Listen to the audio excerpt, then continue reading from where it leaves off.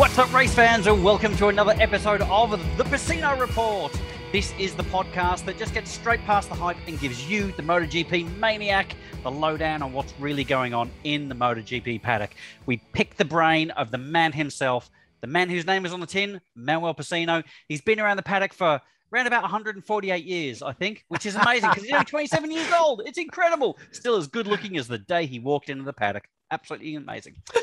So here we are, 2021. It's episode 26. It's 26. Dani Pedrosa episode. And before we go any further, just my age, indeed. At this point, I'd normally throw over to my co-host Andra, but at this point, I am actually going to go straight over to Manuel and go, boss, tell us a little bit about this guy. 26. 26. Dani Pedrosa. Why is he number 26? Tell us a bit about him. Well, mini Dani Pedrosa. Mini Dani Pedrosa. He's like human. Because he has the size, he should be a jockey, you know, a horse jockey. Yeah, exactly. Jockey, you say. and this has been for him a handicap all his career. Yeah. Which he solved by developing the best riding technique ever any other MotoGP rider ever had. Because physically it would be it was impossible, you know, on the theory for him to ride this type of bikes. Yeah. But he did it, and he did it very well, and he finished a couple of time runner-up. Yeah. And he didn't win any MotoGP championship basically because of bad luck. Because he is so small and has been so fragile all his career, Andra, that every time he crashed, he broke something. I think he has a total of 27 fractures in his body. And it's something curious, an anecdote. There was a point where Pedrosa refused to do X-rays. Because, he said that he had got so much the radiation. Of course.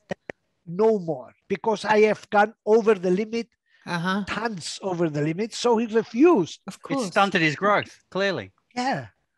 And, into the Hulk.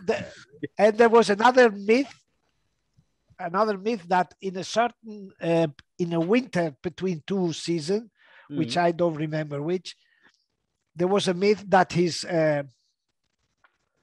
feet size grew 2 numbers. What? He grew 2 numbers. Anything else? Yes. Yeah. Well, and this how do you get this too? Taking what? Oh yeah, hormones and supplements. Oh, right. Oh. Do they test for that sort of thing? I don't know, but at the end, let's say that it was a myth. Let's say it was a myth. You get that from taking Viagra. What, bigger fate or a myth? Indeed. What, deep shove under his toenails? So the story of the 26 is very curious because it happens. So why 26? Because there was a moment where a Spanish telephone company called Movistar, but that at that time was the second biggest company behind Repsol in Spain. Yep. So imagine the 2 biggest companies of the country were involved in motorcycle racing. Yep, I remember all through the 90s, all the bikes were the Movistar Blue, when that was the Movistar Honda team, wasn't it? Yeah. Yeah, and this shows how important motorcycling was in Spain, because the 2 biggest company, they had kind of a ring where they fought each other in motorcycling sport. And of course, with all this money arriving in the sport grew and made out of the sport what it is now. Exactly. In Spain. Okay, so this company arrives, and the manager of this company was Alberto Puig. Close friend of yours. Yeah. my brother. Yeah, we both did the Alberto same thing. Yeah, but this is Manuel over here. This one. Yeah. It's the middle one. It's the middle one. This one. Oh, Manuel. So Alberto has had 2 teams. One team in 125cc at the time. That was the lowest class in the championship, and the same in the Spanish championship.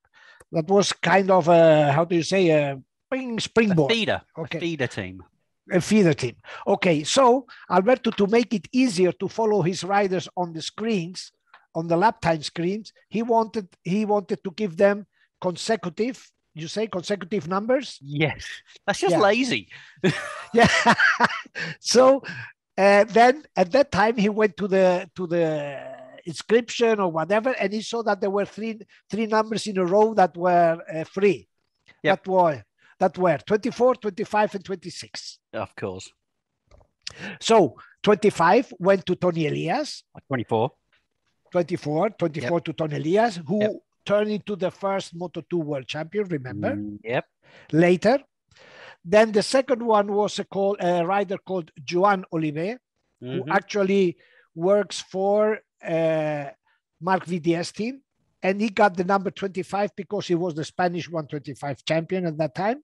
And then the number that was left was 26. That they gave to Dani Pedrosa. Some kid. He'll never make anything of himself. Yeah, just give him number 20. Okay. Yeah. Then, just as an anecdote, in the Spanish championship, he did more or less the same. So he gave number 26 to Julian Simon, later also 125 world champion. Yep. And number 27 went to good Aussie lad. Exactly. Casey Stoner, who was the foreigner of that team, Casey Stoner. But look at this. I have to say, Alberto is an idiot. An idiota. Un idiota. There's my new ringtone for you. Alberto is an idiota completo. I think this you don't need translation for this. Oh no! But can we get? We need this edited out for our preview for the episode. Yeah. Un idiota completo. Yeah. But I have. It has to be admitted that he made Tony Elias number 24 world champion. Yeah. He made Joan Oliver nothing. Pedrosa was pretty bloody successful. 125cc world champion, 250cc world champion. Yep. Julian Simon, 125 world champion. Yep. And Casey Stoner, MotoGP world champion. So it was a good school, right? That has to be admitted. Even me have to admit that. Did that hurt? That hurt? Yeah. I felt something here in the back.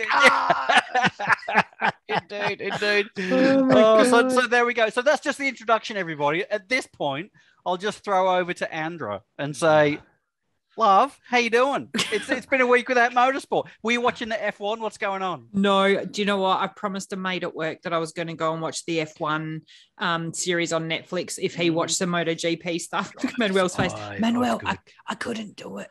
I started to, and I messaged her, went, I'm doing this, and I just I just can't. Why we can't be friends. I'm sorry. I'll get there. I watched a couple of minutes. I'm getting there, but I'm getting a bit sad and nervous that there's only 3 races to go, but I have full intention next year, once the world's not as crazy, that we can travel and finally go to Phillip Island and finally get to Europe and meet Manuel for the first time in person. And it's just, so close. Oh my goodness. I know. Did you see that the calendar came out for 2020? Yeah, I think we need to book our accommodation for Phillip Island. Oh, I've started making inquiries already. Don't worry. It's within a year. I think we could try to meet earlier than a year. But it will be crazy. I don't know how many races there are. It's way more than normal, right? Like there's a lot. 21. There's 23 or something. 3 or 4 of those races are gonna disappear. Yeah, they won't. Look, the new that got introduced, so there were 19. Oh yeah, there will be probably 21 races because the new one will be Finland. Yeah, Kimi Ring. I'm really looking for. If that happens, I'm really looking to Kimi Ring. That'd be good. Can we just take the year off, Stu, and just go to all of them? Yes. Manuel will employ us.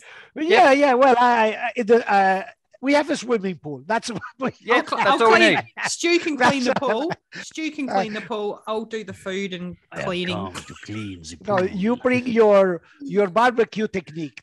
Oh, Exactly. easy. Chuck some shrimp on the barbie, Yep, which we don't really do in Australia, do we? Not at all, no. I mean, look, I am quite cheap to keep. I don't eat a lot. Admittedly, Really? I drink like a fish, but I don't. Hey, hang on. I think you just called me fat. No, I've seen you eat. I've seen you eat. Yeah, you have. All right. Okay. But all right. Look. Hang on. One on. moment. I have a question. Do fish drink? No, they breathe. Wow. That's what they do. They breathe water. Yeah, that's You all know I'm what- you doing know what- right now. you I'm know just what- breathing. I'm just breathing. You know what fish do in water, right? That's not what I meant, but okay, yes, Yeah. they do. They also have sex. Indeed. Right, here we are. So look, we're 10 minutes in and we haven't even gotten to the It's point already- of what we're going to do. Yeah, this is going downhill really fast. Indeed. Oh, let's get the nipples out. Who are we talking about today? Yeah, indeed. Who are we talking about? Of course, the only person who's going to get his nipples out, Mr. FQ20, Fabio Quartararo. We figured, look, it's a week off. You can tell we're already pretty loose. We've had a couple of drinks before we came on air, so we thought, look, let's have a chat about Fabio. It's not a foregone conclusion, but we'll touch wood. He's reasonably close to winning a world championship. So Manuel thought at this point we could take a few minutes and have a chat about him and talk about some of his history and how he's come up to where he is now. So I'm very so keen this to hear where episode- he came from. Like, Exactly. obviously, I've only seen him for the last few years, but Yeah, has he been this amazing the whole time, Manuel?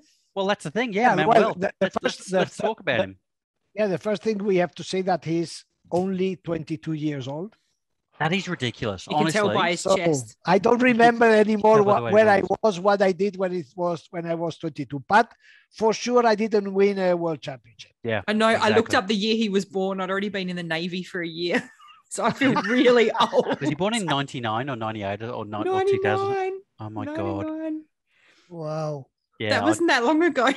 No, Was it? I'd been in the Air Force for like 4 years. I was a licensed engineer. Oh my god! Manuel, where were you in 99? Were you in Brazil still? I was celebrating Alex Cribillé world title in Rio de Janeiro. Beep, beep, beep, beep, And you beep, never beep. left, did That's you? right. That's right. That's No, but that's the year that Mick Doohan got injured and couldn't finish the exactly. world Yeah. championship. That's right. And that was already my 7th world championship. So All right. Wow. long time ago. Okay. Yeah. 22 years old, 52 points advantage in the championship. With three With races to go. Races to go. This means that if Fabio Quartararo finishes in front of Pecco Bagnaia, the championship is his. That's right. But let's put a pin in that for a second because that's not a foregone conclusion. In Misano, and they've already doubled the crowd in there, there's going to be like 50, 100,000 or something screaming crazy Italians going nuts for an Italian guy on an Italian bike. Plus, there's some guy called Valentino Rossi. Who cares? But they're going to be going crazy. So it's not going to be easy for him. No, not at all. We saw the last time, 1 month ago, I think it was. Mm-hmm. Pecco finished first and Fabio finished second. Yep. So we will see if it happens or not. But let's, how do you say? Let's imagine, let's assume. Yeah. Yeah. Assume, exactly. Let's assume that he's the world champion. That probably, look, there must be a cataclysmo. Which we've probably just set the universe into some bloody something that's gonna. Yeah. But anyway. The universe is is going to have some crazy times. Exactly this photo that you put on, that is Fabio Quartararo in Barcelona with the zipper of his leather on, is perfect picture to remember what Fabio went through during the season. Exactly. Because what was that? That was a 3-second penalty, and I think he got put to 6th after that Something little like that. incident. Yeah. So that would have had, But the interesting thing, look, the racing is very cruel. He had arm pump.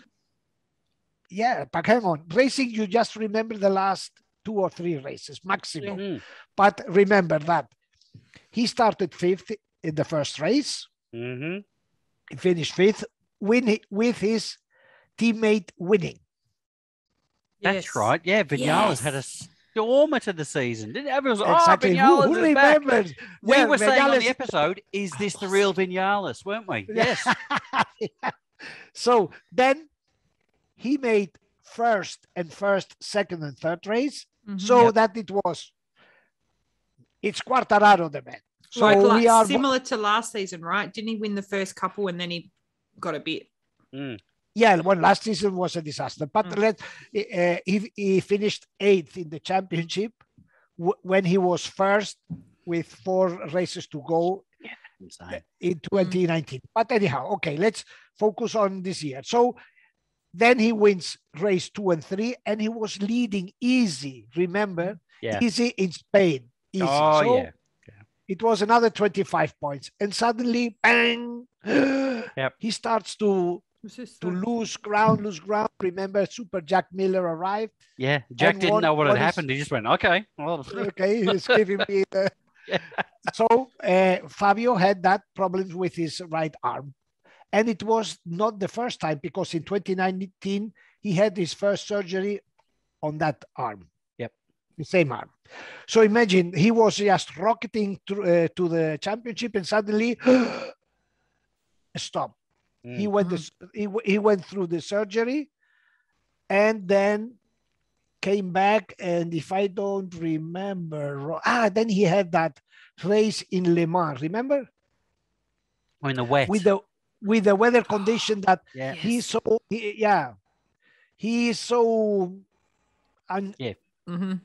unstable in these conditions, right? He doesn't like those conditions. Exactly. So when it seems that suddenly he got a stop in his performance line, you know, and his momentum really stopped, didn't it? That's right. Yep. Did he? And then Andra? Oh no, I was going to ask. I'm jumping off a bit here, but did he started seeing a psych? I think we spoke about that. He was seeing a sports psychologist or whatever this season. Yeah, no, but this look, I think that we have the big difference of Quartararo this season compared with the other one we saw in 2020, where he lost ground unexpectedly at the end of the season, is that he looks super mature in all these episodes that we have just spoken about. And then remember the zipper in Barcelona, okay? Remember the bad result in Motorland, which is his worst circuit.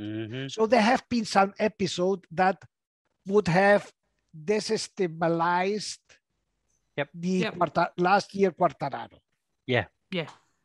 But this he has been capable to keep the serenity, Andra, serenity. Yes. And and you know, and handle it, you know. So we see that age, mental maturity, age and maturity is not the same, because his age is very young. Okay, so how did he get this serenity and this maturity?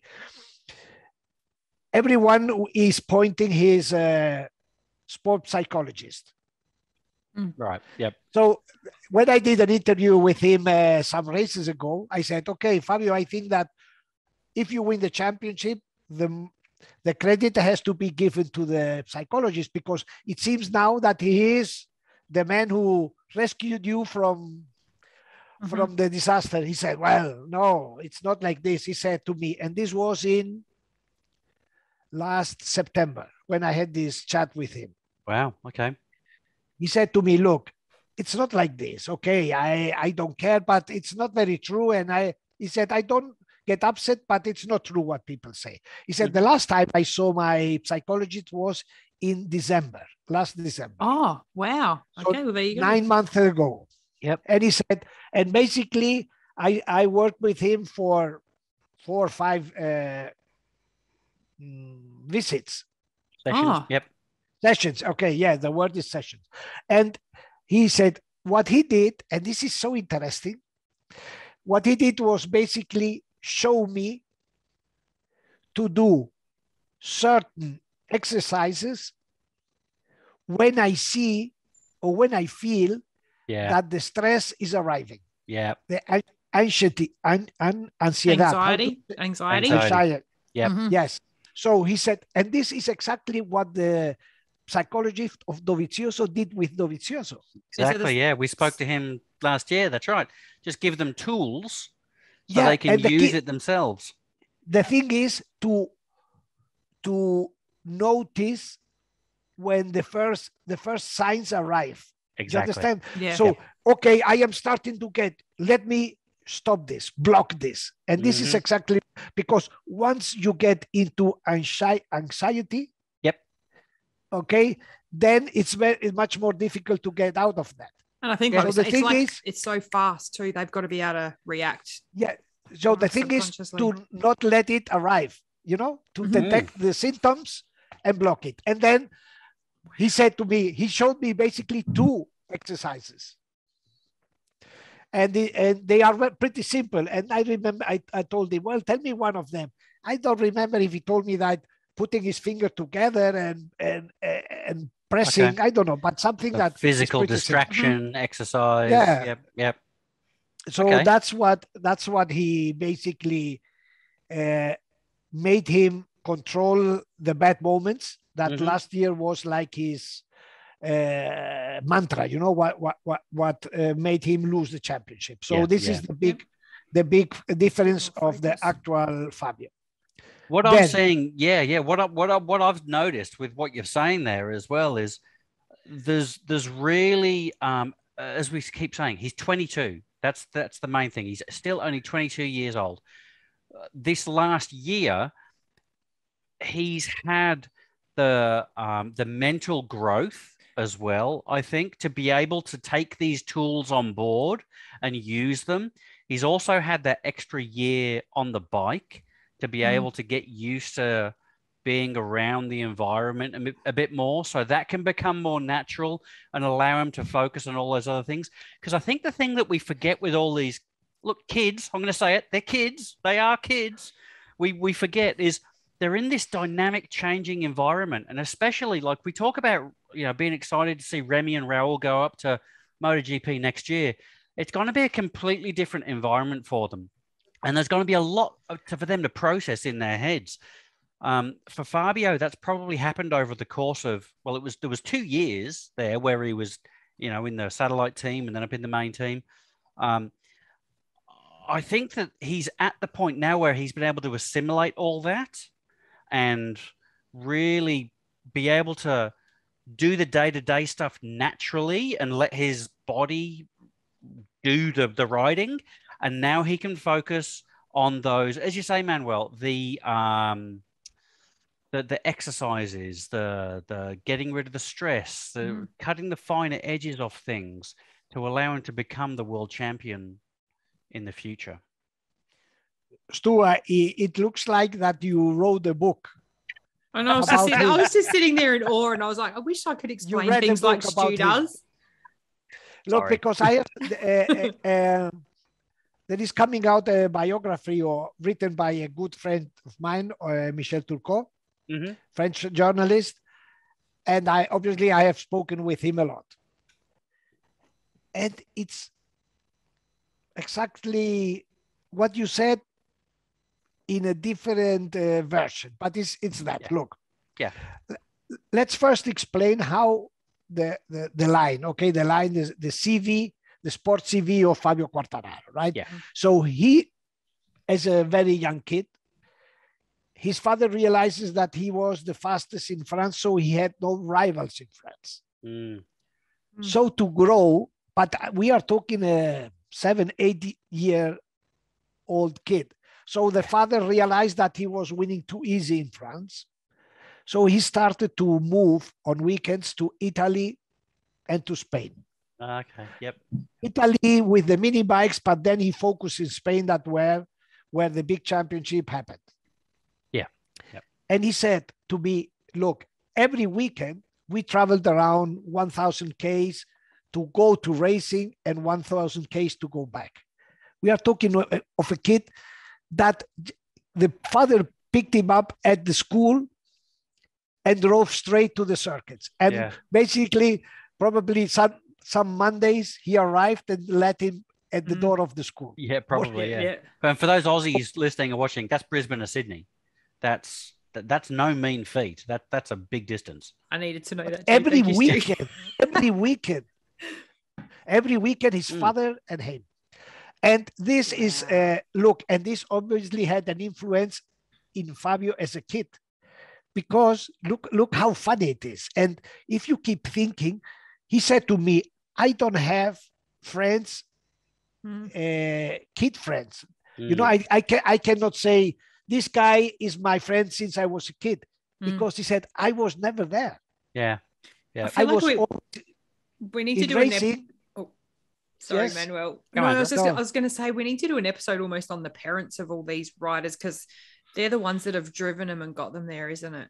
Like, because they have to start at such a young age and they give everything for the sport. Everything, and they put a mortgage on their houses, and many get bankrupt. Well, but returning to him, to Fabio, he said to me, every weekend I was racing. And I told him, and when there was no races, we did 1,000 Ks just to practice. Wow. So it was absolutely crazy, but absolutely. How do you keep a kid focused like that? Yeah. No, that's what he liked most. So, and he said, I didn't miss having friends, because what I liked more was to ride medium. But we are talking 8-9 years old kid. Wow.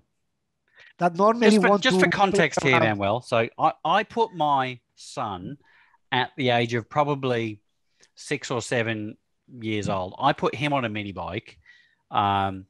He proceeded to ride it up my driveway full throttle, smashed it into a letterbox, rode it up the letterbox, fell off it backwards, cracked his head, and promised never to get on a motorbike again. So I thought I had the next prodigy. In comparison, just saying, chalk and cheese. So I thought I had the next Mick Doohan on my hands. I thought, surely coming from my blood, Finally, it has to. He has to be some kind of motorcycling god. No, literally rode it up a letterbox and never got on a bike again. So that is fantastic at that age. That kind of focus at that age is rare in itself. Claro, it's obviously that he was completely committed. And then, look, one night talking with an Italian journalist, he told me that he remembered having seen Quartararo racing on mini bikes in Italy. And he said to me, at that moment, you could see that he was different from the others. But it was at that age. Yep. And then, look, I have here his CV because I had to write it down because it's impressive. So when he started to come to Spain to race, so he raced in different championships, but 2008, Spanish champion in 50cc, so small bikes. 50cc, yeah. 50cc. 2009, Spanish champion in 70cc. 2011, Spanish champion in 80cc. 2012, Spanish champion in a category called Pre-Moto 3. Okay. So that's probably like Metrokit bikes, that kind of thing, isn't it? That's these are the bikes with the same sizes and weight distribution, but less power. Yes. So the kid gets used to the move of the bikes, and they are heavier than the Moto 3. So when the kid jump on the Moto 3, it's easier for them. Yeah. Yep. Okay. 2012 Pre-Moto 3 world Spanish champion. And then he won in a row 2013 and 2014 the Spanish championship. Wow. And look, so everybody was like saying, oh, who the hell is this kid? Yeah, exactly. And when did Marc Marquez start winning world championships again? When was his first world championship? It was 13, was in MotoGP, 15 the Moto2, 14 the first, 13, 12, 11, 2009. Right. So he was basically 4 or 5 years behind Marquez. Yes, and I tell you more. On the same trajectory. Oh, yeah, because you've seen those photos of him together when he's like the little kid with all the big guys. Yep. And I tell you something, the guy, he always raced in the team of Marc Marquez' manager. There you go. Oh, I did not know that. Yeah. And the team was Estrella Galicia team. Yep. Okay. Yep. So obviously, look, he was so brilliant and he impressed so that the FIM, the International Motorcycle Federation, changed the rules to allow Fabio Quartararo enter the championship under the age. That's right. Under the minimum age. Yes. Which is opposite to what we spoke about in our last episode about the people being too young. So he entered in the championship with 15 years, being 15 years old. Wow. So and everything how did he go in that first year? Hang on. All what we have just said was before being 14 and down. You know. So he's even as a kid and a young teenager, he's established a culture of winning in his head, and he's established a drive that I'm going to do this and I'm going to win and I'm going to go to the next thing. And he's put him or his parents. He's nearly he's a week or two away from the pinnacle. Yeah. Yes, and I tell you something super interesting. Look, before we switch when he entered in the World Championship, in these races in Spain, there was a guy who followed him and said, wow. So he went to his father, to Fabio's father, and said, I want to adopt Fabio. Like actually, or like serious? Like really but adopt him, sponsor him, adopt him, but as a manager. Wow. Take him under his wing and So the father said yes.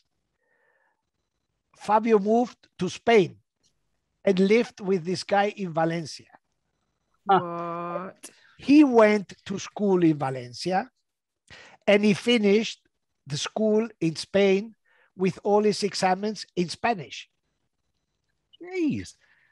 So does he speak Spanish? I was reading an article tonight about if he speaks Spanish or not. He speaks Spanish as I do, perfect, because he has finished his high school in Spanish. And he speaks English as well, so he speaks Italian. Italian because his grandfather was from Sicily. Yep. That's why he's called. God, I struggle Italian, with English. Spanish and English. Exactly.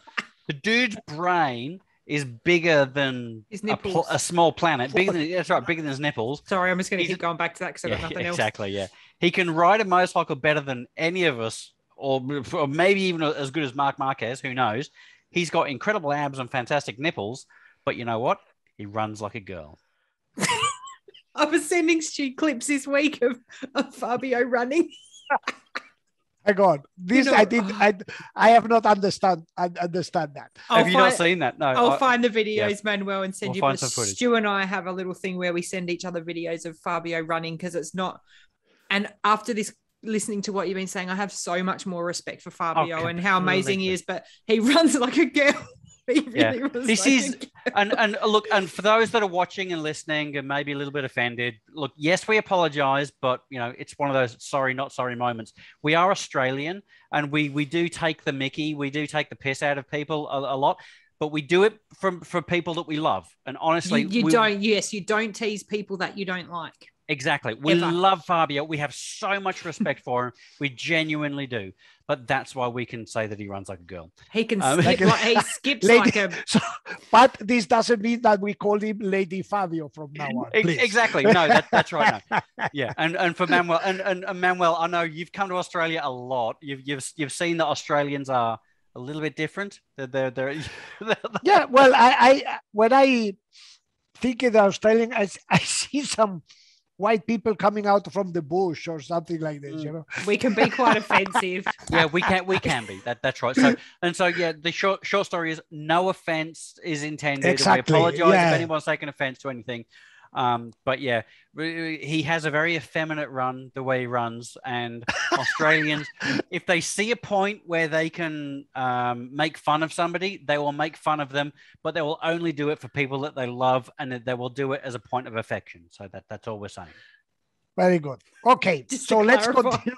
Claro. Clarified, so we don't get any bomb packet. Exactly.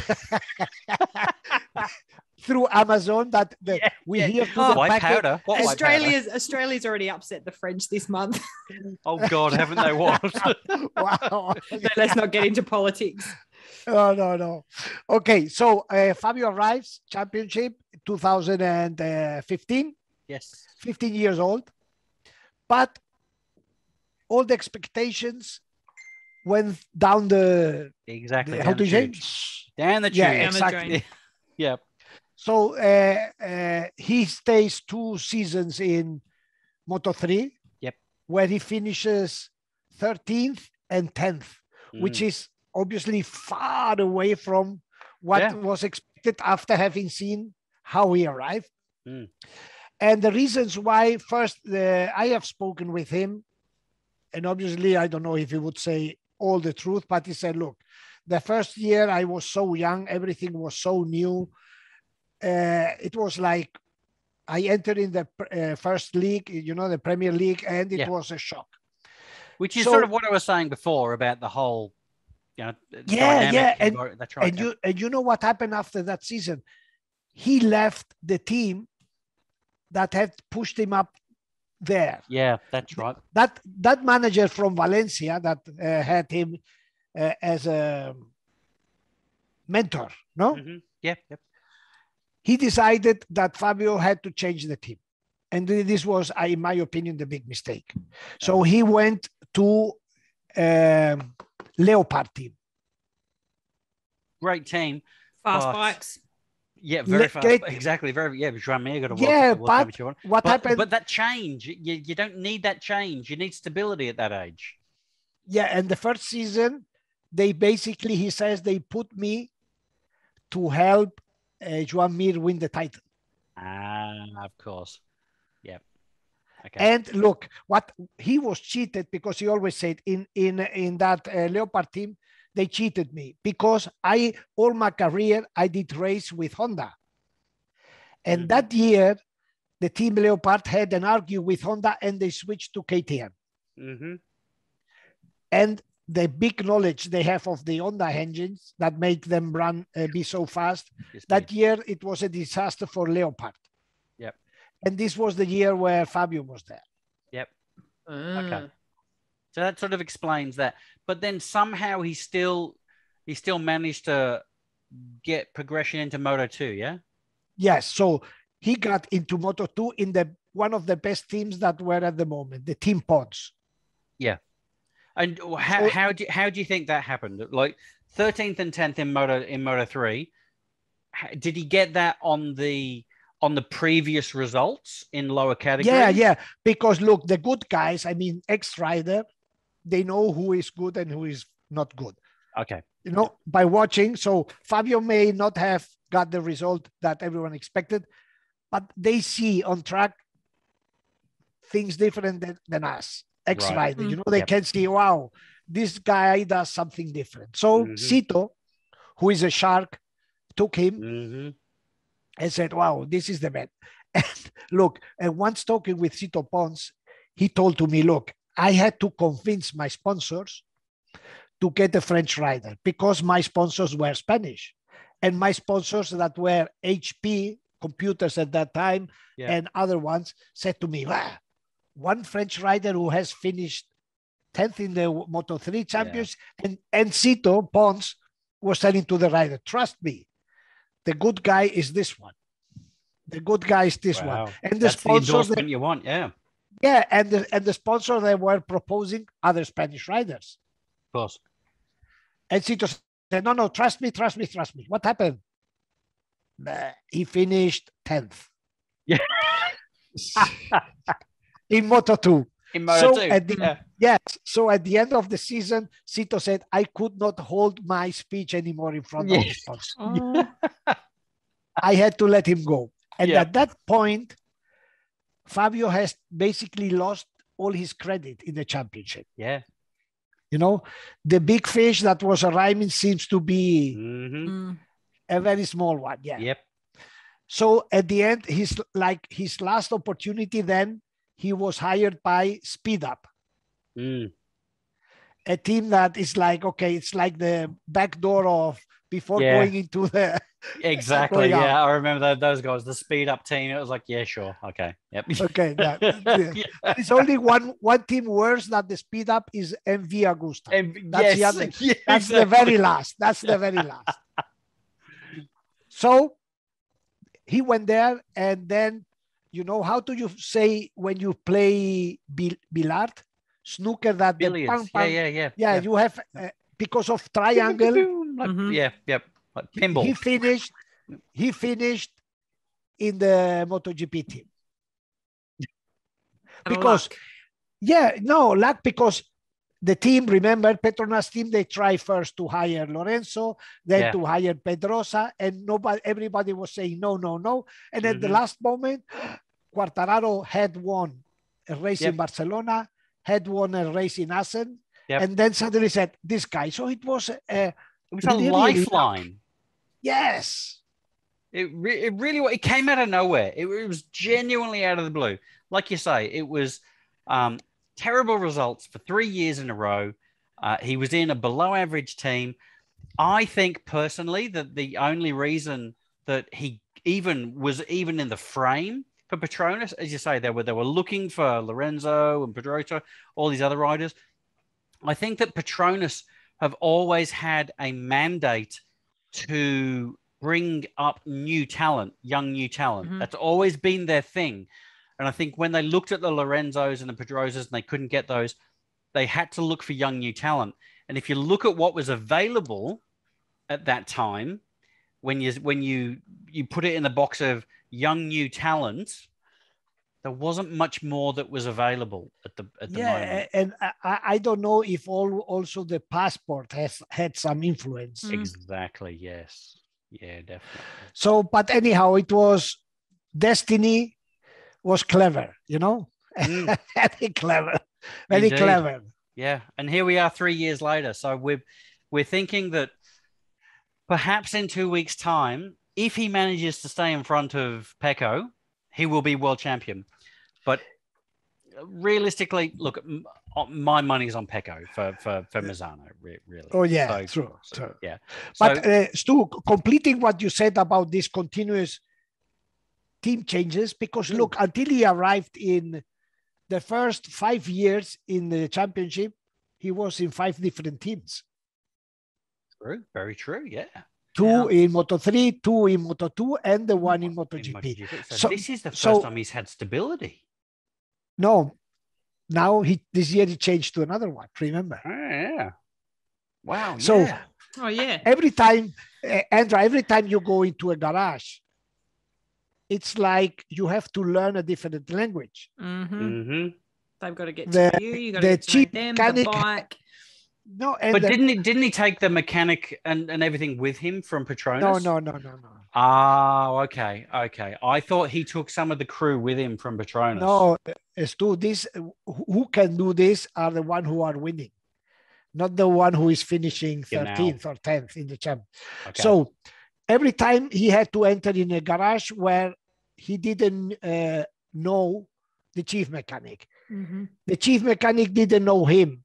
When he said there is no grip, means something different for each chief mechanic. Yeah. So it was like, and this being so young, we are still talking when now he is 22. When he arrived in Petronas, he was 19. Yeah. 19. So this is something that you never have to forget. So, and he was in Petronas, and then 2 years in Petronas, and then this year he moved again to Yamaha. And regarding this, my friend Michel Turcot, who wrote that biography, told me how important, and look, this is important also, has been mentally for Fabio feeling himself valued. You know, like for him, switching from a satellite team to a factory team has been like, wow, people appreciate me. I think so. They trust me. Yep. You know, so this is so important. And another important thing is that at the beginning of the season, when he arrives in the Yamaha team, obviously Viñales was the reference of that team. Yeah, clearly, yeah. Yeah, remember that he changed his position in the garage to sit where Valentino was. Yes. Remember him saying, now I want to be the one the bike is developed around, all this stuff. And Fabio said to his small hardcore group that surrounds him, very small, just 2 people, that the first thing he wanted to do is to assault Maverick's position. This was between them, not officially, but now they can explain it, you know, that, and it's on the book. He said, I will do everything immediately to neutralize Maverick. Very cool. So when the first race Maverick wins and he finished 5th, it Not was happy. Against what he had planned. But what we spoke at the very beginning, instead of getting destabilized, he kept the calm and won the 2nd and the 3rd race. Yep. And sent Maverick into the crisis that ended how we had. Yep. But even looking at Stuart, for those listening, Stuart at the moment, he's got a picture of Fabio there with the 3 Ducatis. And, you know, even with my limited knowledge to, you know, Ducatis are so much faster, blah, blah, blah. But he's defied everything and every expectation and every stereotype to really stand out with what he's doing this year. Yes. Yeah. There are tracks that he's winning at where we've said before, this is a Ducati track. It's clearly going to be a Ducati 1, 2, 3. And Fabio's won, and we've come back the next week and gone, what the hell just happened? Yeah. So he won in Mugello. Exactly. The performances that he's had have been absolutely amazing. And combined, I think on top of that, the thing that's really stood out for me is when he isn't winning, he's still 2nd, 3rd, 4th. You know, he's maintained. He's had a championship mindset. You know, which is so much more mature. That's what your Mick Doohans and your Kevin Schwantzes and those guys have thought about. Championship mindset. It's been so much better. Yes, but Stu, it's interesting because if you look at the championship chart and you look at the position of Quartararo, you will realize that there were much more races where he finished not well that you can imagine. Right. Okay. Quartararo won. Qatar won. Yes, 5th. We're 5th. Yep. Jerez, I don't remember, 13th or something. 13th or something. That's right. That was the arm pump, wasn't it? Yep. Montmeló, the zipper. Yep. That was almost back of the pack. That's 3 races. Aragon. 8th or something. Yep. Austria with the rain. Oh God, yeah, that's right. Oh geez, okay. Yeah. Austria with the rain. No, thanks for calling me out on that. That's good. Yeah, and then he saved more or less Le Mans. True. Yeah, very, very true. Look, yeah, 6 races because the same happened to me until I went to see, because our memory, the racing memory, is very cruel. You know? Yes, exactly. And very short, let's say, very short. It is very, very short. So, but at the end, there have been quite a few races where things didn't go how we expected, but he has been able to admit it and say, okay, let's start from 0 in the next one. Yep. It's very mature. Yeah. So what I'm seeing, what I'm kind of picking up. Sorry, Andrew. I'll let you go. Sorry. Is that he's still a work in progress. He's very much still a work in progress. So I'm seeing that. Yes, he's winning. Yes, he's perhaps able to stay in that top 4 or 5 sometimes, But there's still, as you say, Manuel, there's still a lot of times where he could be picking up points where he's not.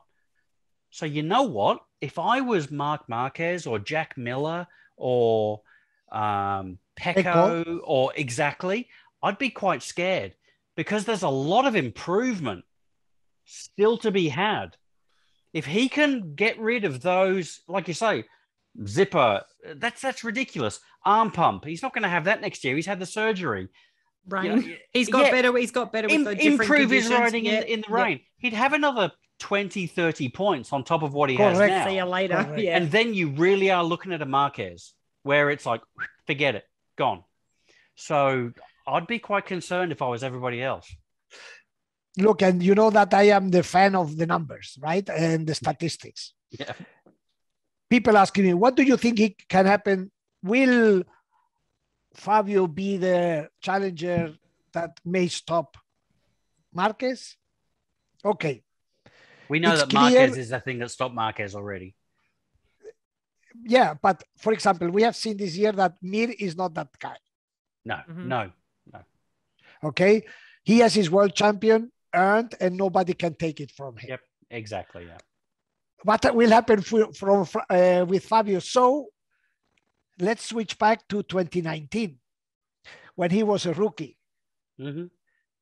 Remember the races with Marc in Thailand, in Misano? Oh. Marc basically was playing with him until the last corner, the last lap. And he was a like rookie. a cat and mouse.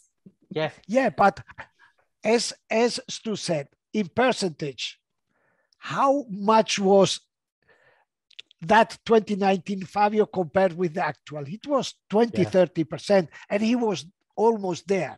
Yes. And he was probably learning, or he was learning. And tell you something, this has been 2019, remember, was the championship where Marc did most points, 420. Yeah, yep. Finishing all the races on the podium, but one that he crashed. Is that a record? Had anyone else done that? No. That was it, yeah. So remember, so this is good to have an idea what we can expect of Fabio, because there will be no better Marquez than the one in 2019. Yeah, exactly. But there is, on the theory, there will be a much better Quartararo from now on. Exactly, yeah. Which is quite scary, realistically, yeah. If he's winning world championships and he is only 60, 70% of the rider that he can be. Look out. Exactly. Look out. Oh my God. Amazing. All right. Fantastic. What an amazing talk. One more thing regarding the maturity is the approach on the weekends.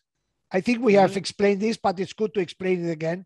You know, Fabio has learned also that when the bike is not perfect, instead of trying to make the bike perfect, at a certain point, the rider has to accept what he has and put what their bike doesn't have, or try to put it, and not getting into a tilt when the bike is not perfect. You know, and this is Diego Gubellini, who is a super important figure in Fabio's performance, is his crew chief.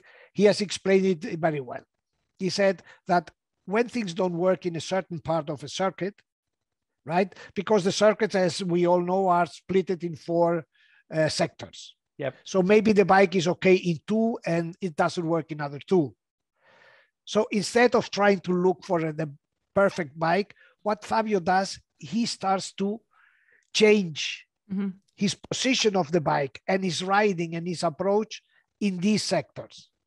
Yep. You understand? I think we've spoken about that before. Yeah, the way he adapts instead of, And it's interesting because they have worked the whole season with the same base bike.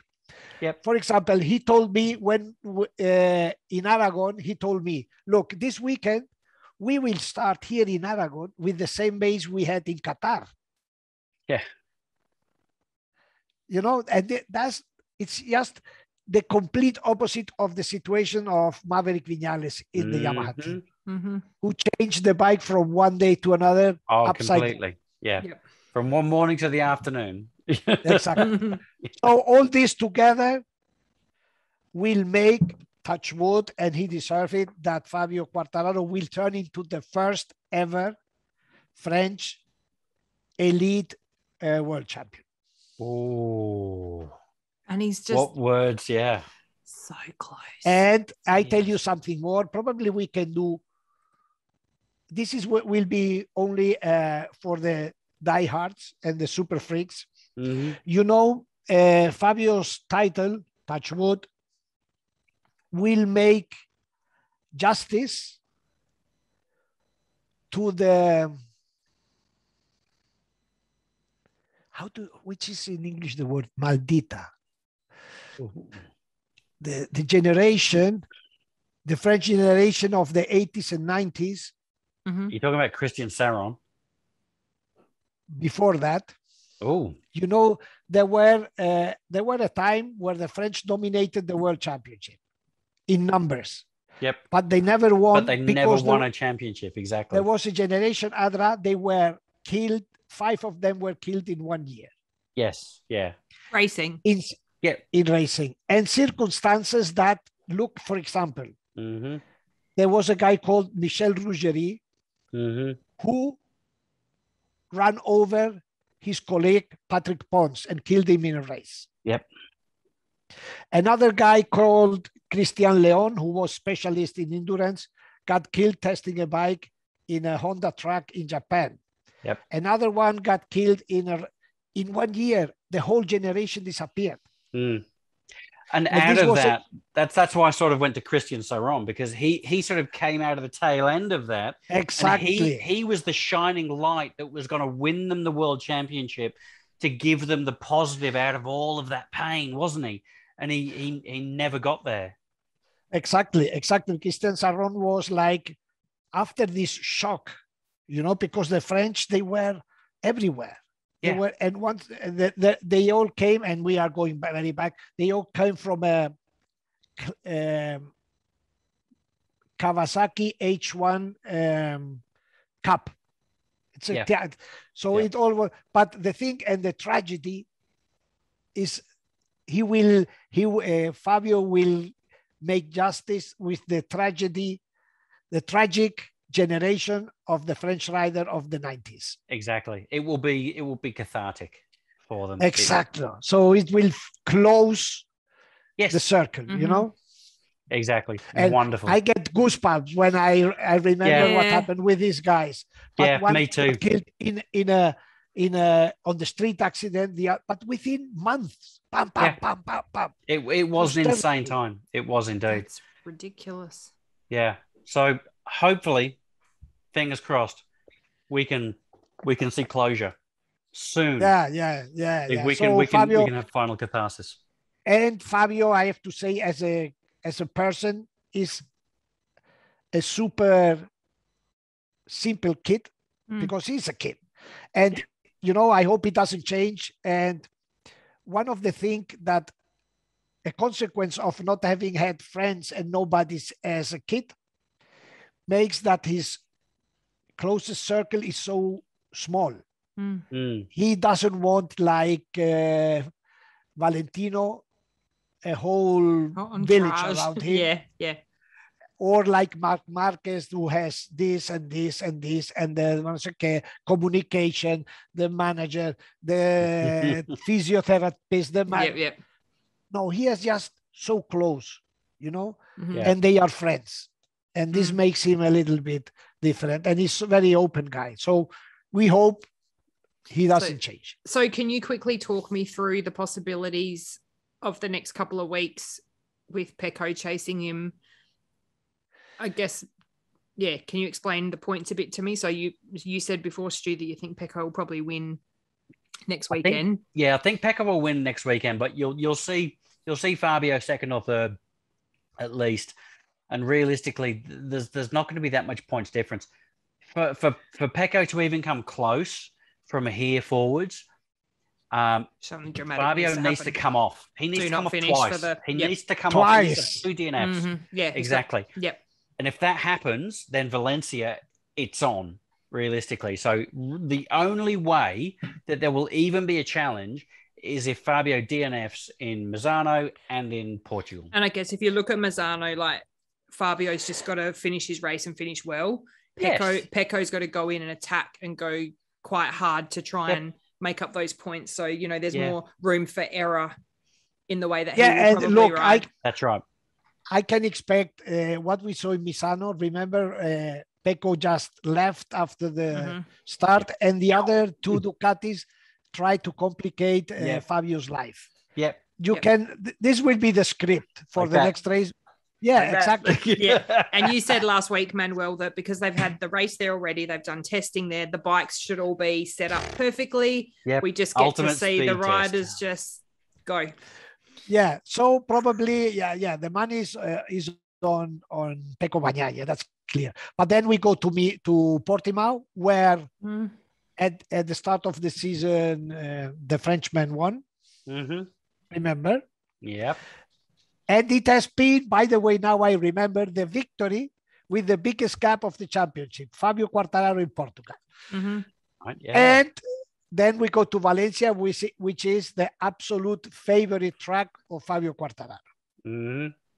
So realistically, if anyone's got any money, put it on Fabio Quartararo becoming world champion in Portugal. Portugal. Yep, exactly. Sports bet. That's the way to do it. You probably get $1.10, not much more than that. But it's like stealing money from a baby. Yeah, exactly. Yeah. It's candy from a baby. Exactly. I'll take that. Thank you very much. Yeah, exactly. Wonderful. Okay, guys. All right. Thank you so much. Look, it's been amazing. Thank you, Manuel. Thank you, Andra. For a week where there's been no racing again, once again, you've given us an incredible conversation. A little bit of history that we can only glean from the insights that you can give us, Manuel. We really, really appreciate it. Thank you so much. And nothing but more respect for Fabio than I definitely had an hour ago. Exactly. Yeah. And look, again, imagine how small he was. He was a kid when he won 50, 70, 90. So I imagine the bike grew with the same speed that the boy grew, you know? Yeah, exactly. From 50cc to 70cc. It's like the evolution from apes to human, and there's Fabio. You've got that graphic where they go up.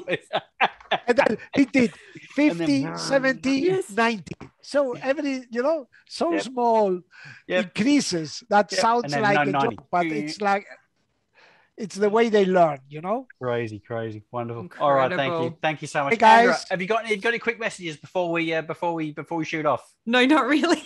That's it. All right. I was just sitting here in awe. I was just looking. I was like, wow, what does the future hold for Fabio at 22? He's about to reach the pinnacle of everything. No, we've had heaps of messages from people, so I don't have any particulars right now. But I think we still owe someone a Pecino GP face mask. So I'll get on to you two about that. I think we forgot over the last couple of weeks. So we'll have a look through and get Manuel to pick someone. Just drop us messages, share, follow, subscribe, like, all of that good stuff. Get into it. That's right. As she said, get on the socials. Hit the notification bell, subscribe, follow, like everything. That's what I just said. Exactly what I said. Exactly. Yep. Do it. Get on that. Engage with us. Bye. Adios. Thanks very much. Bye. See ya.